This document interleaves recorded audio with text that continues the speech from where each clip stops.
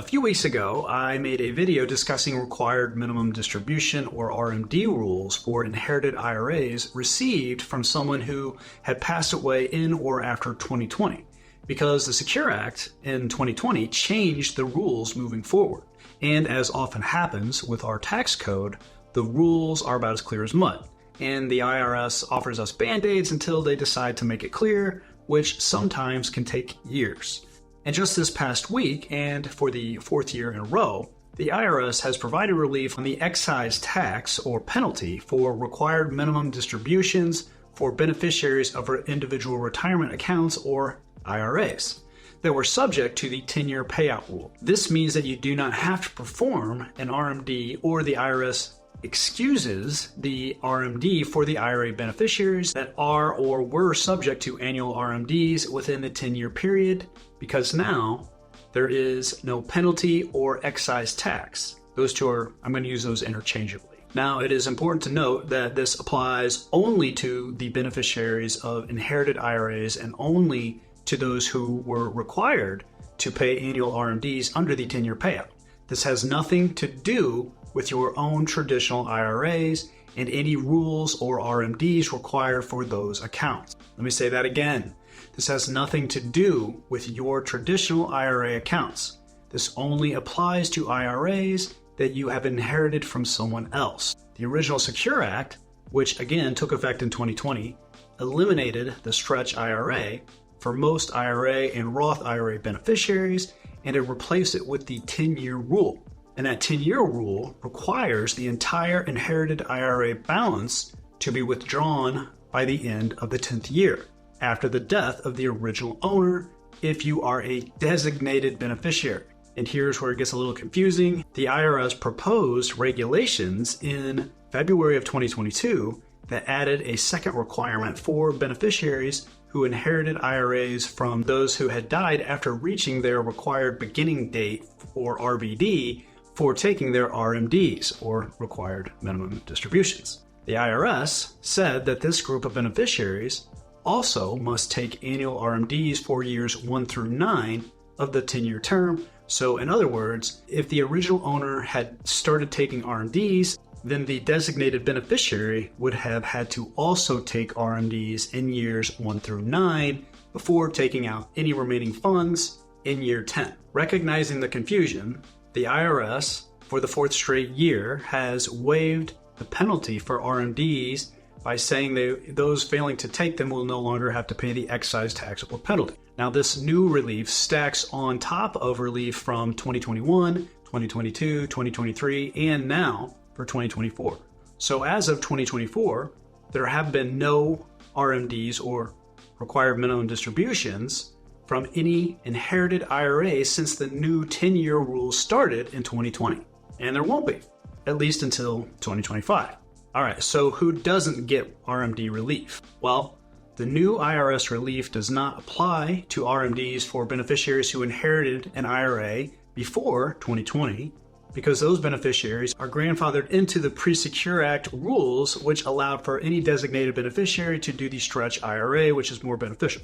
Also note that this new IRA relief of the penalty for 2024 does not apply to eligible designated beneficiaries who still qualify for the stretch IRA and are not subject to the 10-year rule in the first place. And to refresh, there are 5 types of eligible designated beneficiaries. Surviving spouses, which is the most common, minor children of the account owner until age 21, and then disabled and chronically ill individuals, and then, of course, any individual that is older than or not more than 10 years younger than the IRA owner. Also, this does not apply to inherited Roth IRA beneficiaries subject to the 10-year rule, because inherited Roth IRAs are not subject to the RMDs for years 1 through 9 of the 10-year term, largely because Roth IRAs have no RMDs, so they never reach the required beginning date in the first place. And you may have noticed that I am calling this a waiver or relief of the penalty or excise tax, and not a waiver of the RMD itself. Now, the distinction between the two is that if there were a full waiver of the RMD, then the 10-year rule would be pushed back a year. and you would have a full 10 years starting in 2025 if it applied to you in the first place. This is not the case. It is just a waiver of the penalty or excise tax. So if you are subject to the 10-year rule, the start date for your 10 years remains the same. That has not changed with this new IRS relief. Fun stuff, right? Even though the IRS has provided this RMD penalty relief, you will still need to be aware of your tax liabilities and do some long-term tax planning.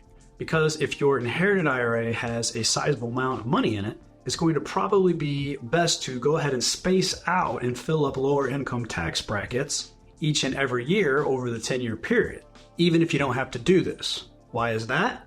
Well, let's say that you inherit $500,000 in an inherited IRA. And let's say you don't touch it and you just leave it invested and you let it ride because you don't really need it right now anyway. Well, let's say that $500,000 grows to $1 million 10 years down the road, and now you have to take it all out at once because your 10 years are up. You're going to have $1 million in ordinary taxable income, and this is going to stack on top of whatever your earnings already are, and you're going to be hit with a huge tax bill. So it's highly likely that even though RMDs are not required in 2024, you're going to want to withdraw at least some of the money from your inherited IRA to smooth out and lower your lifetime tax liability. Unless, of course, you're going to retire in the last few years of your 10-year period and you're going to have a much lower income and you can take larger RMDs at that time. Now, this is also another strong case for Roth conversions for not only the original IRA owner, but also for your kids or legacy. And thus, you want yourself or your kids to pay Uncle Sam more taxes than necessary. Also, our tax rates are as low as they've been in about 100 years, so unless Congress acts, rates are going to go back up in 2026 when the TCJA sunsets. Now, the IRS says that final regulations are coming, and they're going to be effective starting in 2025. This means that it is possible that these final regulations will be issued later this year, but who knows? Bottom line, at least the IRS recognizes how confusing the inherited IRA beneficiary 10-year rule and RMD rules are, and they gave us a break for the 4th year in a row. And if you are affected by this, you will certainly want to implement a long-term tax plan for taking tax-efficient RMDs to minimize your lifetime tax liabilities. Thanks for tuning in, and I'll see you next week. Once again, Tim Dorman here, founder of Eagle Ridge Wealth Advisors. And if you would like to see how we help our clients get the most out of their financial lives in retirement, please visit us at erwealth.com, and we hope to see you there.